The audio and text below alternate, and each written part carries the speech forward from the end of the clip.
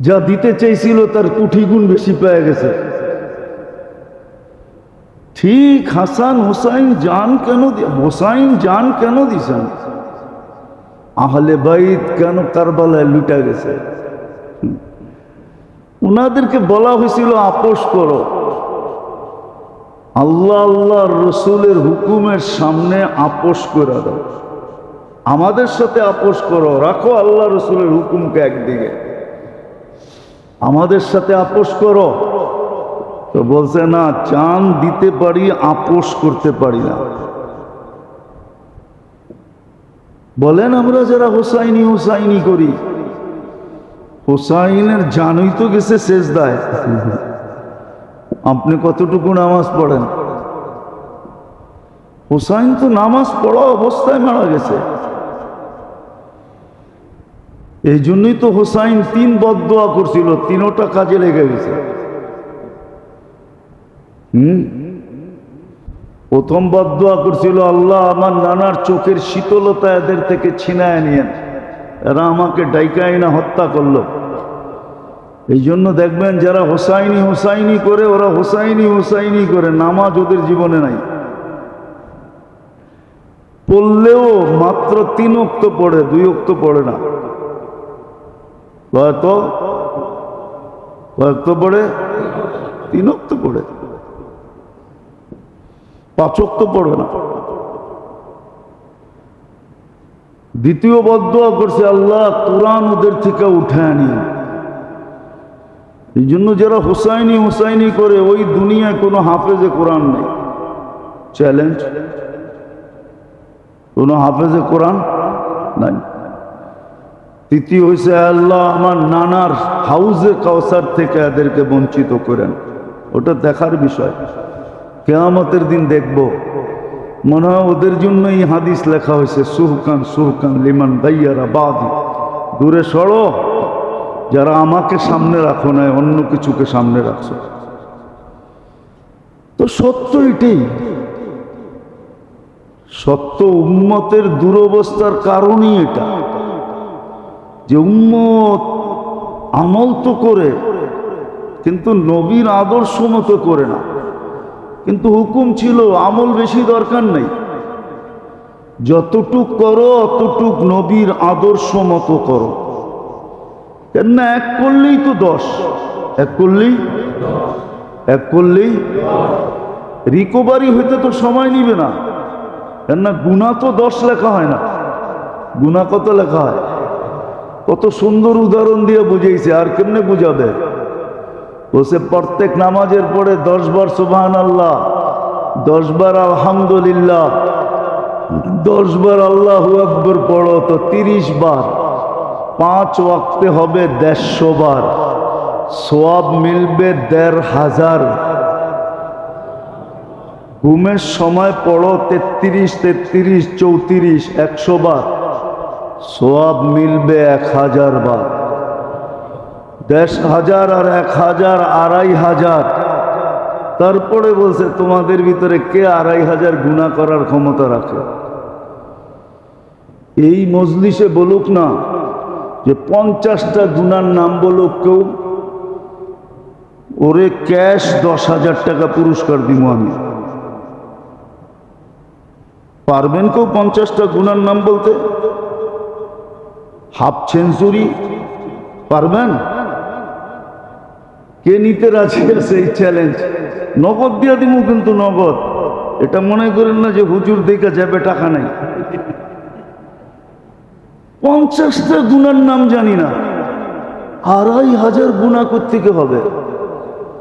এই উম্মতের জন্য তো এটাও বিরাট বড় গিফট, এটাও ফ্যাসিলিটি, এটাও সুসংবাদ,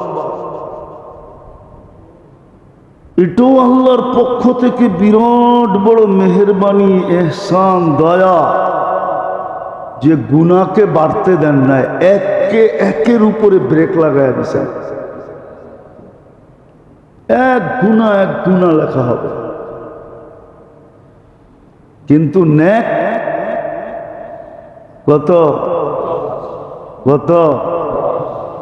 যেন 1-এর থেকে 1 যাওয়ার পরে আরো 9 থেকে যায়। আর কত ফ্যাসিলিটি দিবে? এই জন্য তো রিকভারির সুযোগ ছিল। এই জন্য যে লেখছে বড় সুন্দর লেখছে যে আমল বেশি দরকার নাই, আমল বেশি করার দরকার নাই, কিন্তু যতটুক করো অতটুক যেন মুহাম্মদুর রাসূলুল্লাহর আদর্শের বাহিরে না যায়। মুহাম্মদুর রাসূলুল্লাহ সাল্লাল্লাহু আলাইহি ওয়াসাল্লামের আদর্শ মতে হয়, সুন্নত যেটাকে বলে, বিন্দুও যেন আদর্শের বাহিরে না যায়। কেননা কয়েকদিন আগেও বলছিলাম, এখনো বলি, কবরের প্রথম প্রশ্নই কিন্তু এটা হবে যে যেই জীবন কাটায় আসছ ওটা আমার বন্ধুর আদর্শে কতটুকু কাটাইছ, আদর্শে কাটাইছো কিনা। মা কুনতা তাকুলু ফি হাযার রাজুলি মুহাম্মাদিন, মুহাম্মদুর রাসূলুল্লাহর আদর্শে কতটুকু জীবন কাটাইছো বলো। মুহাম্মদুর রাসূলুল্লাহ সম্বন্ধে প্রথম প্রশ্ন হবে। এজন্য ইমাম বুখারী লিখেই দিয়েছেন, আমি এক সুয়ালের কায়েল, কবরে একটাই মাত্র প্রশ্ন হবে। মুসলিম রহমতুল্লাহ আলাইহি বলছে, আপনি যেদিকে আমি ওই দিকে। উনিও লেখছেন একটাই প্রশ্ন হবে, মুহাম্মদুর রাসূলুল্লাহর আদর্শে কতটুকু আদর্শবান ছিল বলো।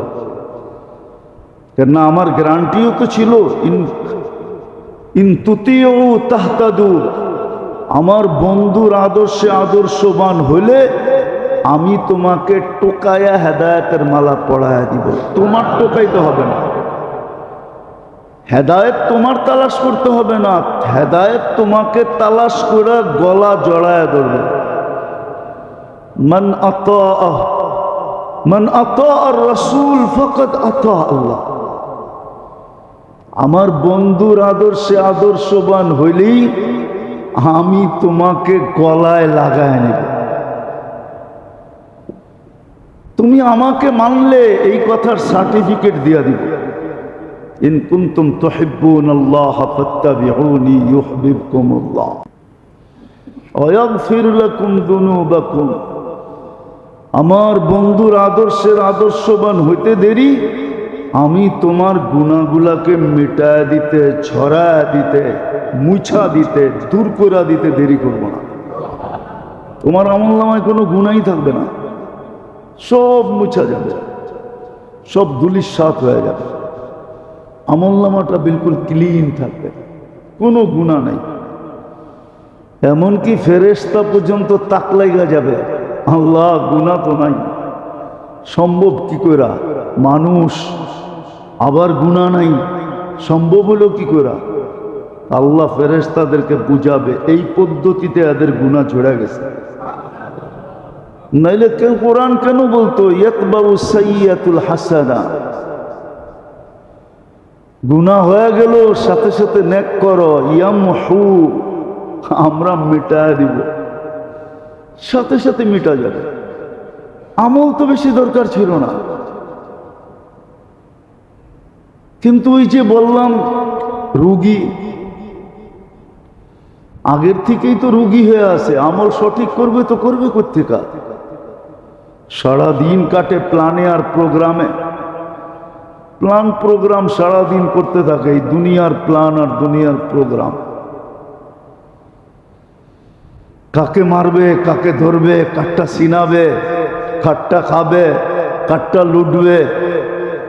যা দেখেন হাজারো মানুষ আছে সারাদিন এই চিন্তাই করে কোনখানে দাও বসাইলে 2 টাকা আসবে, কিন্তু এইটা ভাবে না যে এই 2 টাকা যে কামাইলাম আমি খাইতে পারবো কিনা। আচ্ছা খাইলাম, এটায় ফুড পয়জন হবে কিনা? ফুড পয়জন মনে হয় বোঝেন না, ঠিক না? কি দুনিয়ায় না হইলো আখেরাতে হবে কিনা? যদি এটি চিন্তা ভাবনাই হইতো তো আমাদের সমাজ এরকম কেন হইতো? পেপার পত্রিকা দেখলে তো লজ্জায় মাথা নিচের দিকে চলে আসতে চায়। সব জায়গায় জুলুম আর জুলুম, অত্যাচার আর অত্যাচার।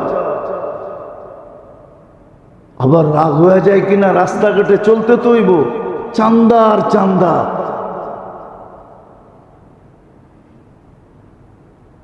কেন এরকম জুলুম হবে? ও যদি ভাবতো, ভাবেই তো না, ভাবেই না। সারাদিন প্ল্যান বানাইতেছে কোন জায়গায় দাও বহান যাবে, কার উপরে দাও বহান যাবে, কাঠটা ছিনা যাবে, কাঠটা লুটা যাবে, কাঠটা খাওয়া যাবে, কোন জায়গায় কলমে খোঁচা দিলে কি হবে।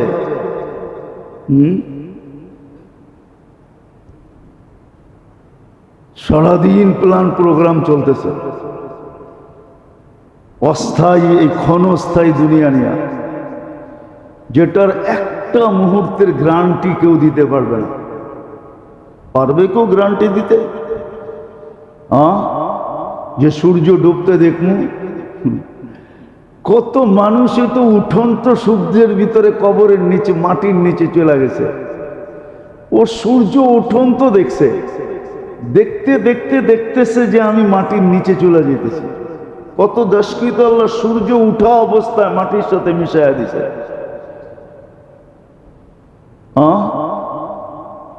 কত দেশই তো, 2 দিন আগেই তো দেখলাম জাপানের এক এলাকায় একদিনে 900 বার ভূমিকম্প আসছে।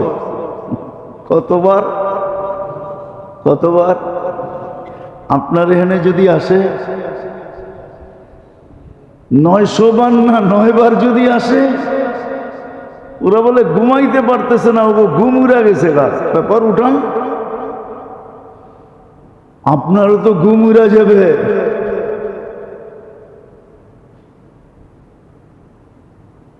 আর একটু হলো হক চিনতে চায় না, মন মতো চলতে চলতে চলতে এরকম অবস্থা হয়ে গেছে যে হক আমরা বুঝাইতে চাই কিন্তু বুঝতে চায় না। মোল্লার কাম কি? মসজিদে আজান দিবে, আর কি করবে? মোল্লার কাম বলার বলবো, মোল্লার কথা শুনলেই হবে? পুরো জাতি এই কথাই কয়, মোল্লার কথা শুনে উন্নতি করতে পারবে না। দুনিয়া একদিন নিজে নিজে কাঁদবে, এটাও সত্য, লেখা রাখেন। দুনিয়া একদিন নিজে নিজে কাঁদবে। সম্পর্ক মানুষ খুশিতে করে, খুশিতে কি মনে হয় বোঝেন নাই? সম্পর্ক খুশি খুশি তো হয়। কি কয়েকদিন পরে যায় নিজেই দেওয়ালে মাথা মারে, এই সম্পর্ক করলাম কেন? কিন্তু প্রথম দিন কিন্তু খুশি খুশি করছে, মনে হয় বোঝেন নাই? ব্যাঙ্গা করে দেবো।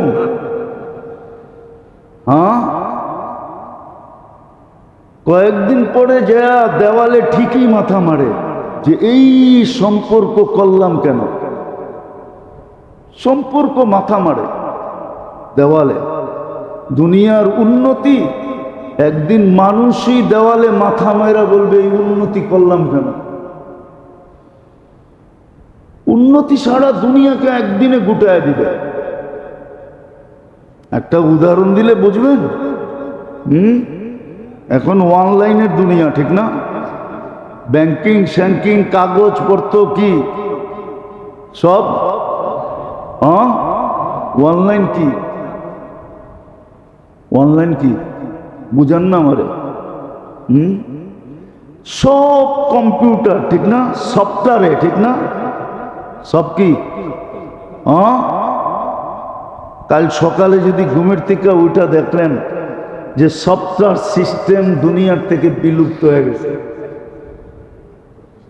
কারণ আপনি দেওয়ালে মাথা মারবেন না? মারবেন না? আপনি করবেন জমিনের দলিল কই,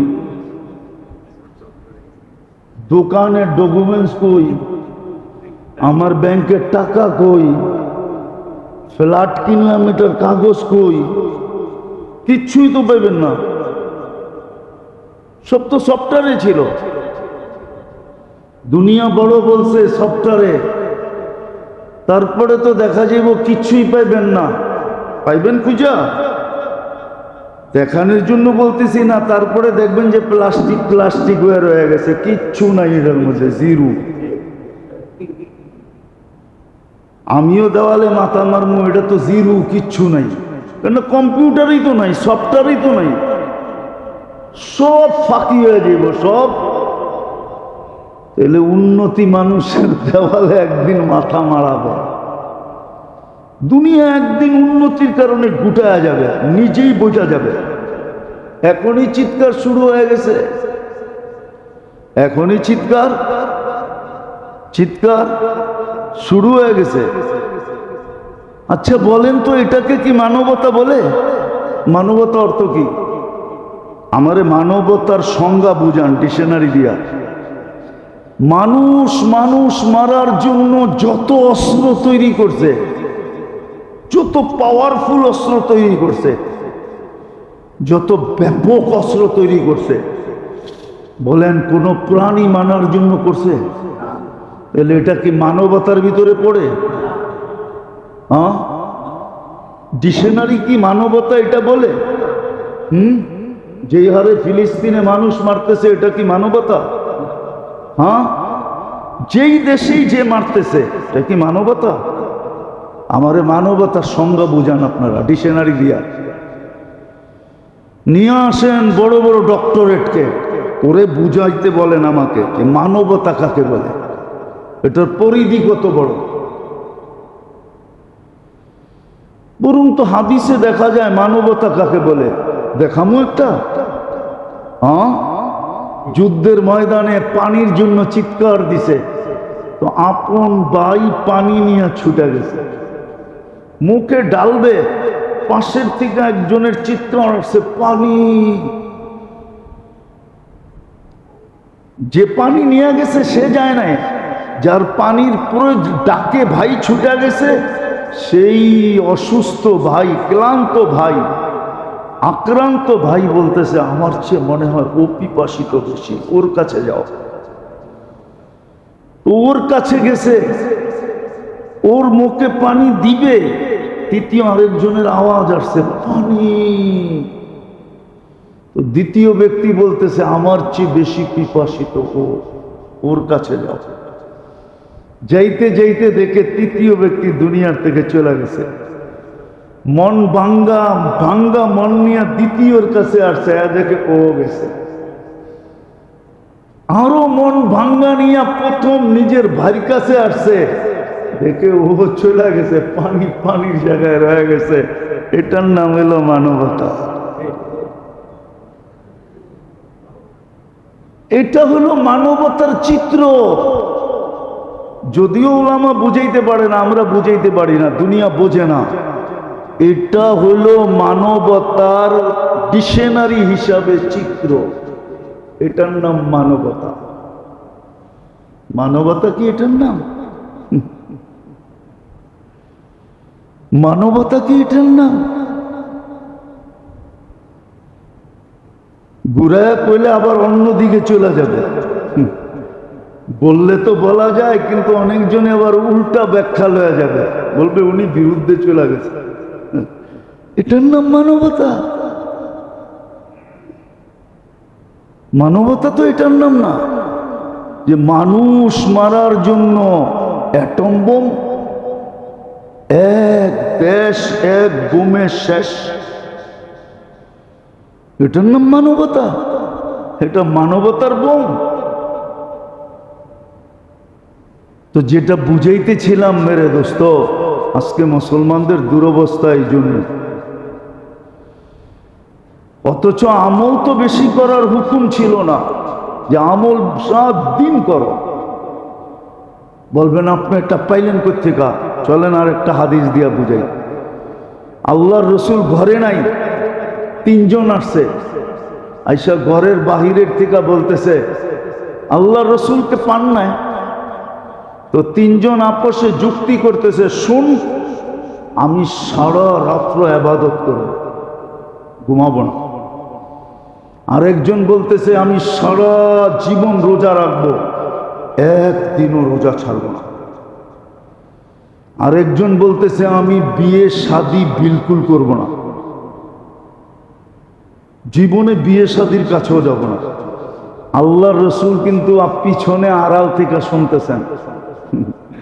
3 জনের সিদ্ধান্ত নেওয়ার পরে আল্লাহর রসুল বাহির হয়ে আসছেন, বলছে শোনো, একটাও আমার দিন না, একটাও আমার। অথচ সারা রাত্র জীবনভর ইবাদত করবে। বলছে এটা আমার তরিকা না, আমি ইবাদতও করি, আবার আমার নাকের ডাক আমার ঘরের লোক শুনে। ইবনে আব্বাস রাদিয়াল্লাহু তাআলা আনহু বলতেছিলেন যে আমি ফুফুর ঘরে ছিলাম, বলে আমি ওই ঘরে ছিলাম, আমি শুনতেছিলাম আল্লাহর রসুল ঘুমাইতেছেন, আল্লাহর রসুলের নাকের আওয়াজ আমি শুনতেছিলাম, গতি তাহু, নাকের আওয়াজ। আল্লাহ রসুল বলছে আমি ঘুমাইও আবার রাত্রে ইবাদতও করি। আর তুমি যে বলছো সারাদিন জীবন রোজা রাখবা, আমি রোজাও রাখি আবার রোজা ছাড়াও থাকি। আর তুমি যে বলছো আমি বিয়ে করব না, আমার একাধিক বিবি। তো সত্য এটাই, আমল বেশি করার হুকুম নাই। যদি থাকতো তাহলে এই হাদিস কোনোদিন বুখারী তিরমিজিতে আসতো না। ওয়ালি জাসাদিকা আলাইকা হাক্কুন, তোর শরীরের হকও আছে। শরীর আল্লাহ দিছে বিদায়, কয় না অনেকজনের শরীরটা দেখা লোহার মতো পিটানো, ঠিক না? লোহার মতো পিটানো দিকে কিছে, লেখা লোহা দিয়া বেরিয়েবেন নাকি? এই জন্য ওরে সারাদিন খাটাবেন? বলছে না না, ওয়ালি জাসাদিকা আলাইকা হাক্কুন, ওয়ালি আইনিকা আলাইকা হাক্কুন, ওয়ালি উযুনিকা আলাইকা হাক্কুন। প্রত্যেক অঙ্গের হক আলাদা আলাদা আছে। এটাকে দিছে দিকা খালি খাটায় মারবা না, বরং এমন পর্যন্ত বইলা দিছেন ঘুমায়ও সজাগ থাইকা যা কামাইবা, ঘুমায়া ঘুমায়া সমান কামাইবা। মনে হয় বুঝাইতে পারি না। সজাগ থাইকা যা কামাইবা, ঘুমায়া ঘুমায়ও সম পরিমাণ কামাইবা। নইলে এশারের নামাজ বাজামাত, ফজরের নামাজ বাজামাত, সারা রাত্র ইবাদতের সওয়াব কেন? আরশ কাইপা ওঠে। এরকম গুনাহ যেন উম্মতের কাছ থেকে না হয়। বরং বড় মূল্যায়ন মাস, মূল্যবান মাস। যত বেশি এই মাসে তওবা ইস্তেগফার করা যায়, তওবা করেন, ইস্তেগফার করেন, আল্লাহর কাছে দোয়া করেন, কান্নাকাটি করেন।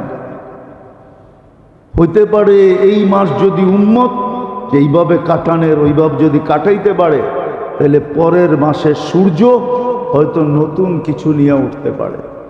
আর না হলে প্রথমে বলছি না, কাপড়ে ময়লা হইলেই ওয়াশ করতে হয়।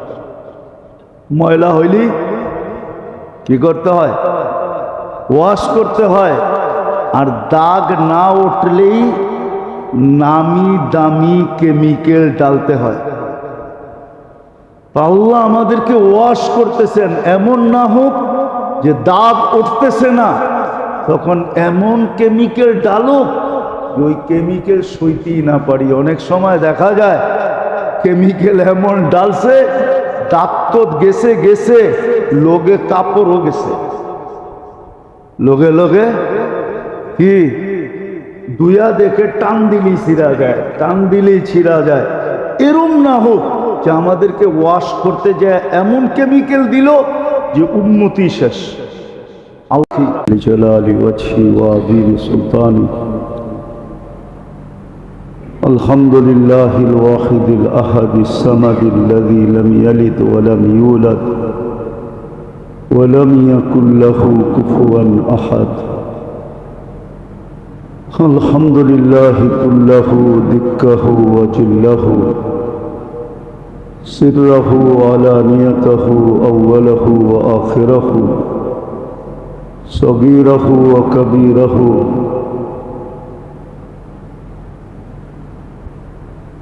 আলহামদুলিল্লাহি হামদান খালিদান মা খুলুদি দাইমান মা দাওয়ামি লা মুনতাহা লাহু দুনা ইলমি ولا منتهى له دون معصيته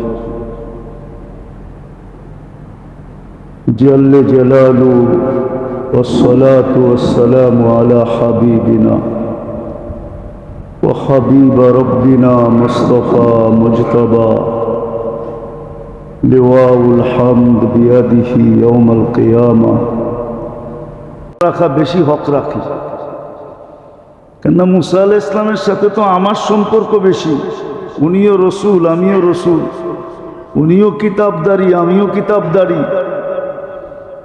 আমরা তো ভাই তো আশারার দিন আশুরার দিন রোজা রাখছেন কিন্তু ওদের রোজায় কতটুকু মিলতো না না মিলতো এটা আমার জানা নাই কিন্তু আমাদের রোজায় কতটুকু মিলবে এটাও বলে দিছেন পিছনের 1 বৎসরের গুনাহ মাফ কাফারা স্বরূপ ছিল রোজা রাখা উম্মত আজকে বানায় নিছে কত কিছু গুনতে গুনতে আশুরার জিনিস শেষ করা যাবে না হোসাইন রাদিয়াল্লাহু তাআলা আনহু শহীদ হয়েছে এটা আমি মানি আহলে বাইত ওই দিন লুটা গেছে কেন লুটলো এটাও কেউ তালাশ করতে চায় না যে আহলে বাইত এরকম হলো কেন কেন ওনারা জান দিলেন ওনারা আল্লাহ আল্লাহ রসুলের সামনে কারো সাথে আপোষ করতে চান না আপোষ করলে আর জান দিতে হতো না আল্লাহর হুকুমের সামনে নবীর তরিকার সামনে কারো সাথে আপোষ করতে চান না বলছিল আপোষ করে নেন বলছে প্রশ্নই ওঠে না তাইলে কালকে মুখ দেখাবো কি তাইলে ইতিহাস হবে কি কি ইতিহাস হবে সুলতান মাহমুদ গজনবী রহমতুল্লাহ আলাইহি যখন ভারত স্বাধীন করেন 17 বারের সময় তো একটা মন্দির ছিল ভারতে সমুনা নাম ছিল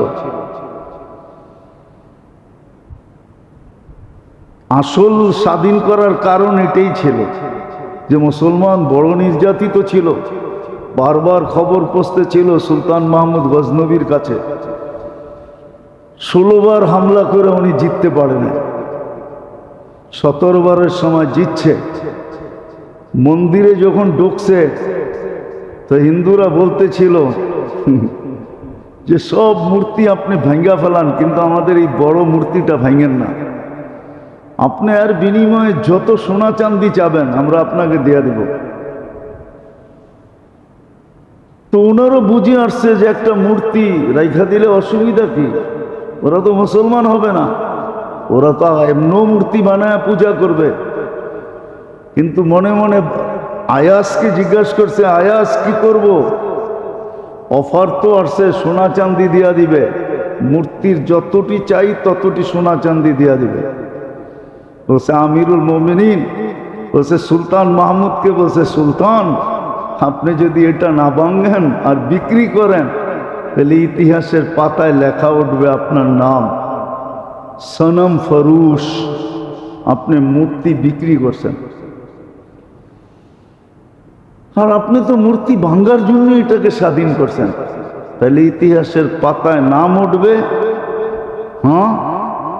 মূর্তি শাকান মূর্তিকে ভাঙ্গা মিটায় দিছে আপনার ইচ্ছা কোনটা ইতিহাসের পাতায় কি নাম লেখাইতে চাইতেছেন মূর্তি বিক্রিকারী লেখাইতে চাইতেছেন না মূর্তি ভাঙ্গা লেখাইতে চাইতেছেন তো সুলতান বুঝে বুদ্ধিমান ছিল বুঝে আসছে বলছে না সোনা চাঁদি যত চাবো তত দিবে আর চেয়ে কোটি গুণ বেশি দিলেও হবে না আমি ওইটাই নাম লেখাইতে চাই যে আমি মূর্তি ভাঙ্গা ফেলছি কেননা ওই মূর্তির ভিতরে ওই সময়ের হিন্দু যে রাজা ছিল ওর যত দামি দামি হীরা মণি মুক্তা ছিল ওটার ভিতরে গচ্ছিত ছিল এই জন্যই ওরা চাইছিল যে এটা কিনা নিয়ে যেতে পারলে যত সোনা চাঁদি দেই না কেন এর ভিতরে রাখা যা আছে এটার দাম এর চেয়ে কোটি গুণ বেশি হবে বিদায় দেখি পটায়া পটায়া নিতে পারি কিনা সুলতান বলছে ভাঙছি তো ভাঙছি এটাকেও ভাঙবো বাঁশ ভাঙ্গা ফেলছেন, ভিতর থেকে সব মণি মুক্তা হীরা বাহির হয়ে চলে আসবে।